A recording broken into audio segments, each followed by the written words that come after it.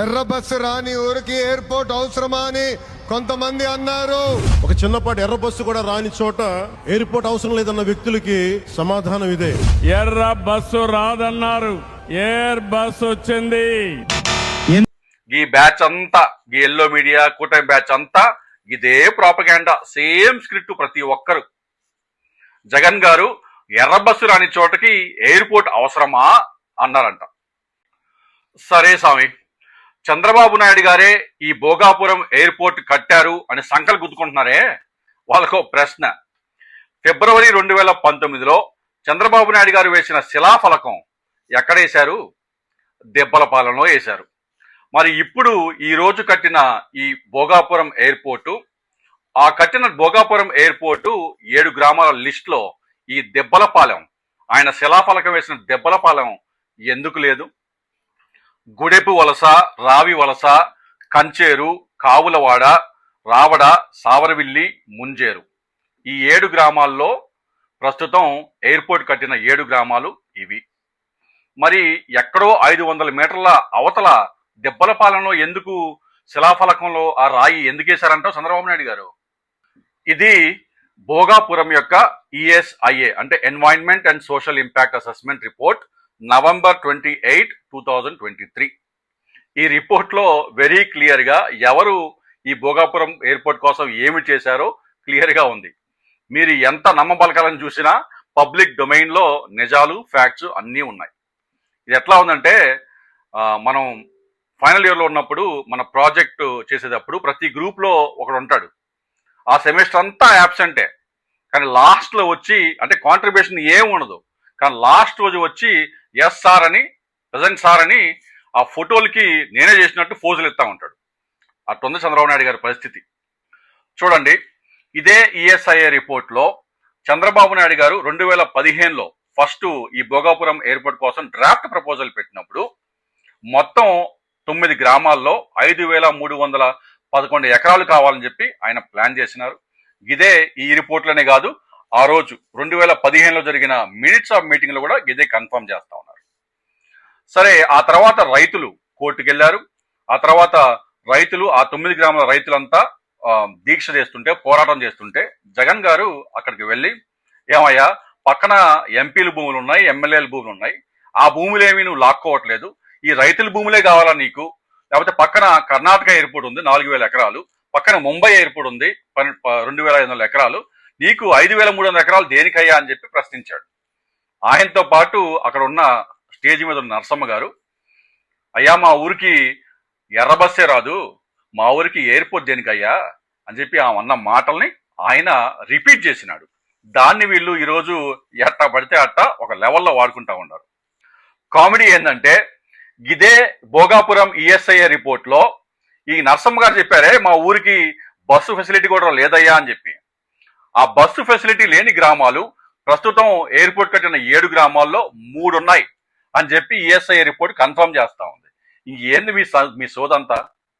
సరే, 2015 తర్వాత అనేక మంది రైతులు కోర్టులో కేసులు వేసిన తర్వాత, ఆ ల్యాండ్ ఓనర్స్ కేసులు వేసిన తర్వాత, కోర్టు మొట్టికాయలు వేసిన తర్వాత ఆయన దాన్ని 7 గ్రామాలకి కుదించి అప్పుడు 5,300 కాస్త 2,200 ఎకరాలకి దాన్ని కుదించారు. 2016-17లో ఈ రిపోర్ట్లో చూపించినట్టు కొన్ని గ్రామాల వాళ్ళకి ఆయన ఒక 3-4 గ్రామాల వాళ్ళకి R&R సెటిల్మెంట్స్ కొన్ని చేసినారు, అన్ని కూడా కాదు. ఫిబ్రవరి 2019లో చంద్రబాబు నాయుడు గారు శంకుస్థాపన చేసే సమయానికి ఆ భోగాపురం ఎయిర్పోర్ట్ దరిదాపుల్లో కూడా హెవీ మెషినరీ ఏమీ లేదు, ల్యాండ్ అక్విజిషనే పూర్తి కాలేదు, R&R కొంచెమే పూర్తయింది, మొత్తం కూడా కాదు. R&R జస్ట్ మొదలు పెట్టారు. కోర్టు కేసులు అన్నీ అంతే ఉన్నాయి. ఆయన చేసింది ఏందయ్యా అంటే, ఒక టీడీపీ మినిస్టర్ ఏవియేషన్ మినిస్టర్గా ఉన్నప్పుడు ఆయన ఎన్వైరన్మెంట్ క్లియరెన్స్ తెచ్చుకోవటం, ప్రీ ఫీజిబిలిటీ రిపోర్ట్ సబ్మిట్ చేయటం, ఈ R&R కొన్ని గ్రామాల వారికి కొంత R&R సెటిల్మెంట్స్ చేయటం. ఇంతకంటే ఆ భోగాపురం ఎయిర్పోర్ట్కి చంద్రబాబు నాయుడు గారి కాంట్రిబ్యూషన్ నథింగ్. సరే, మరి జగన్ గారు కాంట్రిబ్యూషన్ ఏందయ్యా ఈ భోగాపురం ఎయిర్పోర్ట్కి అంటే, జగన్ గారు ముందు ఆ గుడెపు వలసు విలేజ్లో ఒక 17 ఎకరాలు, పోలేపల్లి విలేజ్లో ఒక 23 ఎకరాలు, మొత్తం 40 ఎకరాల్లో ఆ ల్యాండ్ కోల్పోయిన 405 కుటుంబాలకి ఒక్కొక్క కుటుంబానికి 5 సెంట్లు భూమి ఇచ్చి, ఒక్కొక్క కుటుంబానికి 9.5 లక్షలు ఇచ్చి వాళ్ళకి ఆ R&R కాలనీలో కావాల్సిన బేసిక్ వసతులు, కరెంటు, మంచినీళ్లు, పార్కులు, డ్రైనేజీలు, స్కూళ్ళు ఇవన్నీ కట్టించినారు. ఆ తర్వాత 19th ఆగస్ట్ 2023న ఆ కుటుంబాలు వారి భూముల్ని వదిలిపెట్టి ఆ R&R కాలనీస్ లో వారి ఇంటికి చేరుకున్నారు. ఆ తర్వాత సెప్టెంబర్ 2023లో కోర్టు కేసులన్నీ క్లియర్ అయిన తర్వాత GVIL వారికి అంటే GMR వాళ్ళకి ఆ ల్యాండ్ ని అప్పజెప్పారు. అసలు ఈ ఎల్లో మీడియా వాదన ఎంత చండాలంగా ఉంటుందంటే మీరు చూడండి, ఈ GMR అంటే ఈ భోగాపురం ఎయిర్పోర్ట్ కట్టిన GMR సంస్థ GVIL, ఆ సంస్థ ఇన్కార్పొరేషన్ డేటు ఎప్పుడండి? Incorporated on 19/5/2020. అంటే GMR కి జగన్ గారు మార్చ్ 30, 2020లో ప్రాజెక్టు అవార్డు చేసిన తర్వాత ఈ GVIL ని ఇన్కార్పొరేషన్ చేసినారు. వీళ్ళు ఎప్పుడో 2019లోనే చంద్రబాబు నాయుడు గారు పనులు మొదలుపెట్టినట్టు చెప్తా ఉంటారు. నవంబర్ 2020లో సివిల్ ఏవియేషన్ నుంచి క్రిటికల్ క్లియరెన్స్లు నవంబర్ 2020లో వచ్చినాయి. ఆ తర్వాత ఫిబ్రవరి 2023లో అంటే కోర్టు కేసులన్నీ క్లియర్ అయిన తర్వాత ఫిబ్రవరి 2023లో జగన్ గారు వాళ్ళకి కావాల్సిన బేసిక్ ఇన్ఫ్రాస్ట్రక్చర్ సపోర్ట్, కరెంటు, నీళ్లు, లేబరు ఇటువంటి సపోర్ట్ అంతా ప్రొవైడ్ చేసినారు.